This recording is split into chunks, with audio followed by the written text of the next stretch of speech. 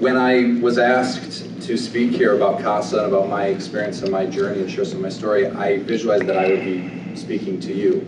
I'm happy to speak to you as well, but this is for you. So I'm an elementary school principal, I'm a husband, I'm a father of 4 kids, I'm a leader, I'm a learner, and I'm a servant.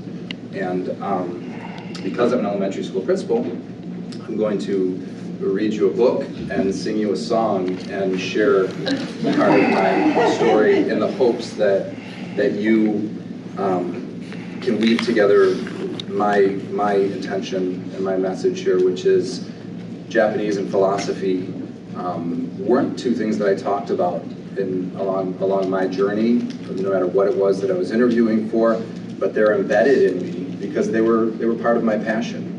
And what I want you to do and what your teachers here want you to do, and the reason you're here is to follow your passions. So eloquently spoken that this is a place where you want to be. Be where you want to be today, tomorrow, and throughout your journey. Think about where your path is going to lead you, but be where you want to be and the things will fall into place.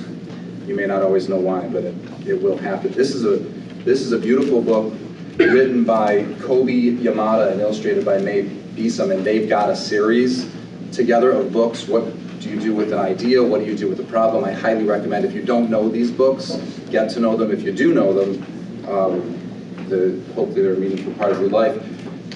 Mr. Yamada dedicates this book by saying, "For Shale and Ever, always remember a single idea can change everything." I know in my 45 years, I've seen many times, there's nothing truer. And Ms. Besom says, "With thanks to my friends who always support me in my work." CASA is about that. The community that supports you and the idea that it's your work and your thinking that will be supported. What do you do with an idea? One day I had an idea. Where did it come from? Why is it here, I wonder? What do you do with an idea? Isn't this beautiful art? And by the way, walking these hallways, talk about beautiful art. This, well done, Ms. Gabby. There's so much creative expression out there. At first I didn't think much of it. It seemed kind of strange and fragile. I didn't know what to do with it, so I just walked away from it. I acted like it didn't belong to me. But it followed me. I worried what others would think, what people would say about my idea. I kept it to myself, I hid it away, I didn't talk about it, I tried to act like everything was the same as it was before my idea showed up. But there was something magical about my idea. I had to admit, I felt better and happier when it was around. It wanted food, it wanted to play, actually, it wanted a lot of attention. It grew bigger, and we became friends. I showed it to other people even though I was afraid of what they would say. I was afraid that if people saw it, they would laugh at it. I was afraid they would think it was silly, and many of them did. They said it was no good, they said it was too weird, they said it would waste our time, it was a waste of time, and that it would never become anything. And at first I believed them. I actually thought about giving up on my idea. I almost listened to them. But then I realized, what do they really know? What do they really know? This is my idea, I thought. No one knows it like I do, and it's okay if it's different and weird and maybe a little crazy, and I decided to protect it, to care for it. I fed it good food, I worked with it, I played with it, but most of all, I gave it my attention.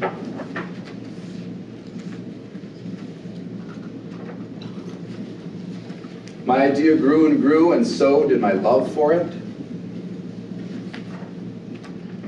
I built it a new house, one with an open roof, where it could look up at the stars, a place where it could be safe to dream. I liked being with my idea. It made me feel more alive, like I could do anything. It encouraged me to think big, and then to think bigger. It shared its secrets with me. It showed me how to walk on my hands, because it said, it's good to have the ability to see things differently. I couldn't imagine my life without it. Then one day something amazing happened. My idea changed right before my eyes. It spread its wings, it took flight, and it burst into the sky. I don't know how to describe it, but it went from being here to being everywhere.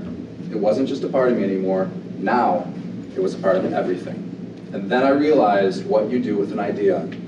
You change the world. Isn't that nice? Thank you.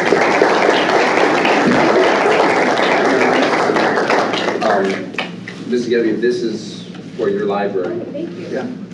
Oh, that's Hope great. you enjoy it. I will. And I'm going to sing you a song.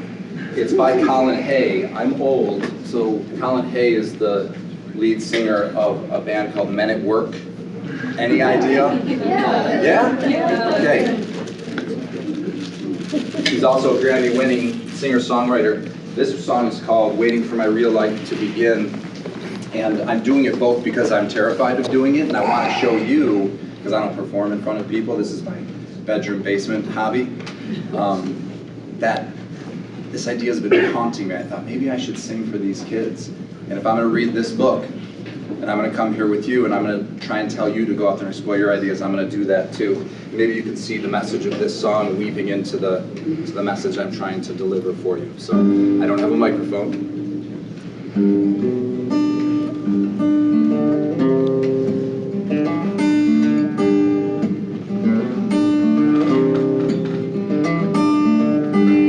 Any minute now, my ship is coming in. I keep checking the horizon,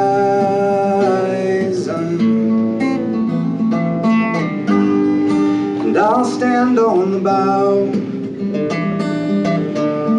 feel the waves come crashing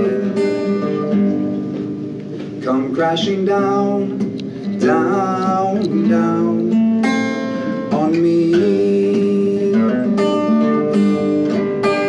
And you say, be still, my love, open up your heart, let the light shine in. But don't you understand, I already have a plan. I'm waiting for my real life to begin.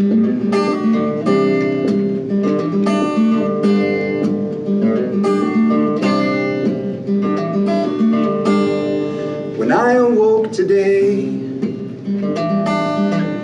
suddenly nothing happened. But in my dreams,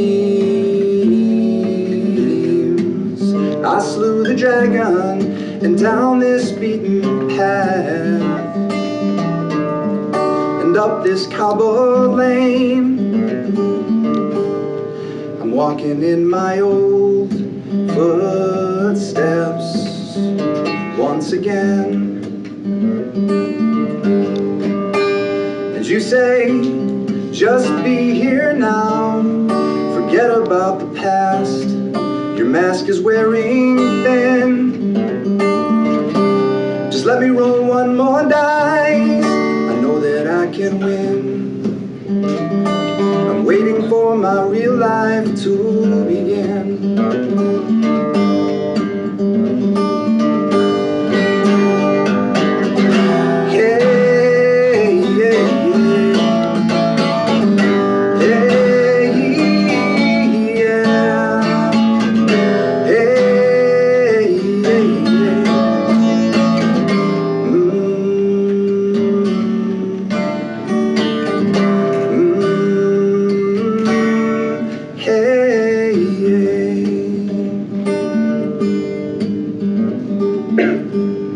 On a clear day, I can see a very long way. On a clear day, I can see a very long way.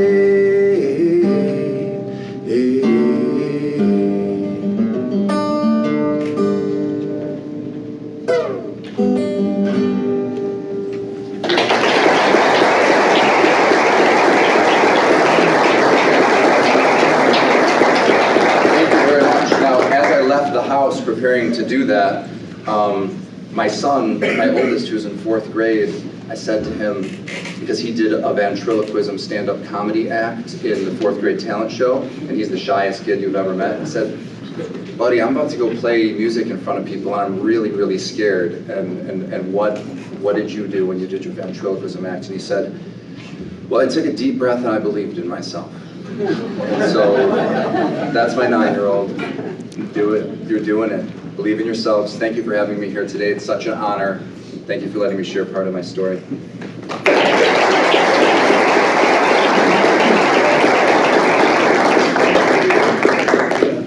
And on the behalf of the CASA community, we'd like to present Mr. Burr with a Distinguished Alumni Award for 2019. So thank you so much.